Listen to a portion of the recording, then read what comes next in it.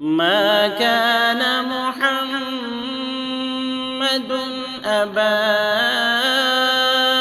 أحد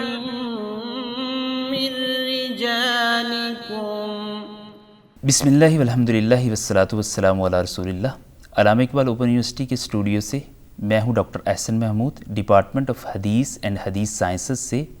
آج ہم کورس کوڈ 2904 میں تاریخ حدیث کے بارے میں پڑھیں گے. جیسے رسول اللہ صلی اللہ علیہ وسلم کا ارشاد ہے کہ اللہ تعالیٰ اس کو خوش و خرم رکھے جو میری حدیث کو سنے، اس کو محفوظ کرے اور اس کو آگے پہنچائے. تو صحابہ کرام رضوان اللہ علیہم اجمعین نے رسول اللہ صلی اللہ علیہ وسلم کی احادیث کو کیسے محفوظ کیا اور یہ سلسلہ عہد بعہد چلتا ہوا ہم تک کیسے پہنچا. اس کورس کوڈ میں ہم سیکھیں گے کہ قبل از اسلام کتابت کا کیا رواج تھا، مدینہ میں کتابت کا کیا حال تھا اور مکہ میں لوگوں کا پڑھنے لکھنے سے کیا تعلق تھا، اور نبی صلی اللہ علیہ وسلم نے جو آغاز میں کتابت حدیث کی ممانعت کی روکا اس کے پیچھے کیا وزڈم تھی، اور بعد میں رسول اللہ صلی اللہ علیہ وسلم نے سٹیپ بائی سٹیپ کتابت حدیث کی جو اجازت فرمائی تو اس کے پیچھے کیا وزڈم تھی، اور اسی کے نتیجے میں جو تحریری چیزیں ہمارے سامنے آئیں جیسے صحیفہ صادقہ ہے یا خطبہ فتح مکہ کی کتابت ہے، یہ ساری کی ساری چیزیں ہم اس کورس کوڈ میں سیکھیں گے. تو سب سے پہلے ہم شروع کرتے ہیں کہ قبل از اسلام کتابت کی حالت کیا تھی. کتابت تہذیب و تمدن کی علامت ہے اور اسی کو ہی کسی معاشرے کے تہذیب و تمدن کی بنیادی اکائی کے طور پر سمجھا جاتا ہے. عرب پڑھنے کو اپنے لیے آر سمجھتے تھے کیونکہ عرب کے ہاں ایک مقولہ مشہور تھا، العلم فی الصدور لا فی السطور. علم جو ہے وہ سینوں میں ہوتا ہے نہ کہ سطور، نہ کہ لائنز میں ہوتا ہے. اور اس کے پیچھے بھی ایک بڑی وجہ تھی کیونکہ عرب اپنی یادداشت کی وجہ سے دنیا بھر میں پہچانے جاتے تھے اور اس وجہ سے انہیں احفظ الامم بھی کہا جاتا تھا. پہلی دفعہ حرب بن امیہ جو ابو سفیان کے والد ہیں وہ یمن گئے تو انہوں نے دیکھا کہ یمن کے چند متمدن علاقوں میں خط جزم موجود ہے جس کے ذریعے لکھا جاتا ہے اور پڑھا جاتا ہے. انہوں نے پہلی دفعہ یمن سے اس خط کو مکہ میں ٹرانسفر کیا اور مکہ کے چند لوگوں نے پڑھنا لکھنا سیکھ لیا. رسول اللہ صلی اللہ علیہ وسلم جب مبعوث ہوئے تو اس وقت 17 افراد ایسے تھے جو پڑھنا لکھنا جانتے تھے، جن میں سیدنا عمر، سیدنا عثمان، سیدنا علی، سیدنا معاویہ اور دیگر صحابہ موجود تھے. اسی طرح بعض خواتین کو بھی پڑھنا لکھنا آتا تھا. جہاں تک مدینہ کی بات ہے تو مدینہ میں کتابت عام نہ تھی. اوس اور خزرج کے جو قبائل ہیں ان میں چند لوگ پڑھنا لکھنا جانتے تھے، جس طرح سعد بن عبادہ، ابی بن کعب اور زید بن ثابت وغیرہ. اسی طرح مدینہ کے چند یہودی لوگوں نے عربی لکھنا سیکھ لیا تھا. اور نبی صلی اللہ علیہ وسلم نے جب مدینہ ہجرت کی تو وہاں پر کتابت پر خصوصی توجہ دی. جنگ بدر کے قیدیوں کو 10 بچوں کو لکھنا سکھانے کے عوض ان کی رہائی کو مشروط کیا. اسی طرح جو لکھنے کا ایک مرحلہ وار آغاز ہوا، پہلے کاتب وحی حضرت ابی بن کعب اور اسی طرح بعد میں زید بن ثابت اور دیگر صحابہ ہیں. کاتبین وحی کی تعداد بعد میں 40 تک پہنچ گئی. یعنی رسول اللہ صلی اللہ علیہ وسلم کی سرپرستی میں یہ جو سلسلہ شروع ہوا وہ آہستہ آہستہ بتدریج پروان چڑھتا گیا. رسول اللہ صلی اللہ علیہ وسلم نے آغاز میں قرآن کریم کی آیات کی کتابت کی تو اجازت مرحمت فرمائی لیکن حدیث کو لکھنے سے منع فرما دیا. صحیح مسلم میں رسول اللہ صلی اللہ علیہ وسلم کی حدیث ہے کہ لا تکتبوا انی غیر القرآن، مجھ سے قرآن کے علاوہ کچھ نہ لکھو. ومن کتب انی غیر القرآن فلیمحہ، جو میرے سے قرآن کے علاوہ کچھ اور چیز لکھے اسے چاہیے کہ وہ اسے مٹا دے. ڈیئر اسٹوڈنٹس، رسول اللہ صلی اللہ علیہ وسلم نے جو کتابت حدیث سے منع کیا اس کے پیچھے کیا وزڈم تھی ہم اس کو سیکھیں گے. قرآن و حدیث کے اختلاط کا اندیشہ. قرآن اس وقت مکمل جمع نہیں ہوا تھا اور حدیث بھی اگر اسی کے ساتھ لکھنا شروع کر دی جاتی تو جو عامی لوگ تھے جنہوں نے نیا نیا اسلام قبول کیا تھا تو ان کے لیے یہ مشکل پیش آ سکتی تھی کہ آیا کہ یہ قرآن کریم کی آیت ہے یا نبی صلی اللہ علیہ وسلم کی حدیث ہے. تو یہ پہلی وجہ تھی جس وجہ سے رسول اللہ صلی اللہ علیہ وسلم نے لکھنے سے منع فرما دیا، حدیث کو حدیث کی کتابت سے لکھنے سے منع فرمایا. دوسری وجہ لکھنے والوں کی قلت. یعنی اس دور میں لکھنے والے، جیسے ہم نے پہلے سیکھا کہ مکہ کے اندر صرف 17 لوگ تھے اور مدینہ کے اندر بھی چند لوگ تھے، تو ان کی قلت کی وجہ سے یہ بات مشکل تھی کہ رسول اللہ صلی اللہ علیہ وسلم کی ہر بات کو لکھا جاتا۔ تو صحابہ نے کیا کیا، صرف قرآن کریم کی لکھنے کے اوپر توجہ دی، جیسے کہ رسول اللہ صلی اللہ علیہ وسلم نے فرمایا تھا، اور تیسری بات یہ تھی کہ عرب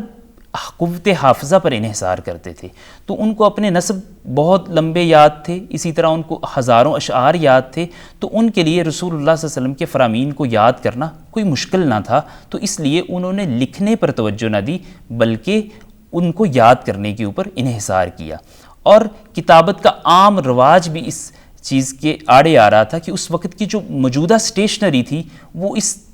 طرح فریکوینٹلی اویلیبل نہیں تھی یا ریڈیلی اویلیبل نہیں تھی کہ اس کو لکھا جاتا، تو اس وجہ سے یہ لکھنے کی ممانعت رہی۔ ڈیئر اسٹوڈنٹس، جب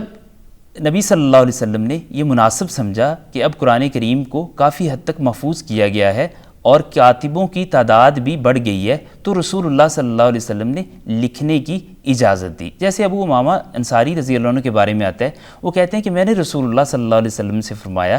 کہ مجھے حافظے کی کمزوری ہے، مجھے چیز یاد نہیں رہتی، تو آپ صلی اللہ علیہ وسلم نے فرمایا استعن علی حفظک بیمینک، آپ اپنے حافظے کے لیے اپنے دائیں ہاتھ سے مدد لیں، یعنی کہ دائیں ہاتھ سے لکھ لیا کریں اور بعد میں اس کو ریپیٹ کر کے یاد کر لیا کریں، تو یہ اجازت کی ایک دلیل ہے۔ اسی طرح رافع بن خدیج کہتے ہیں کہ میں نے رسول اللہ صلی اللہ علیہ وسلم سے پوچھا، اے اللہ کے رسول، کیا ہم آپ کے ارشادات کو لکھ لیا کریں؟ تو آپ صلی اللہ علیہ وسلم نے فرمایا اکتبوا لا باس، آپ لکھ لیا کریں، لا باس، اس میں کوئی حرج نہیں ہے۔ اسی طرح سیدنا انس بن مالک سے صحیح بخاری میں روایت موجود ہے کہ رسول اللہ صلی اللہ علیہ وسلم نے صحابہ کو تعلیم دیتے ہوئے یہ فرمایا قید العلم بالکتاب، علم کو محفوظ کرو لکھنے سے،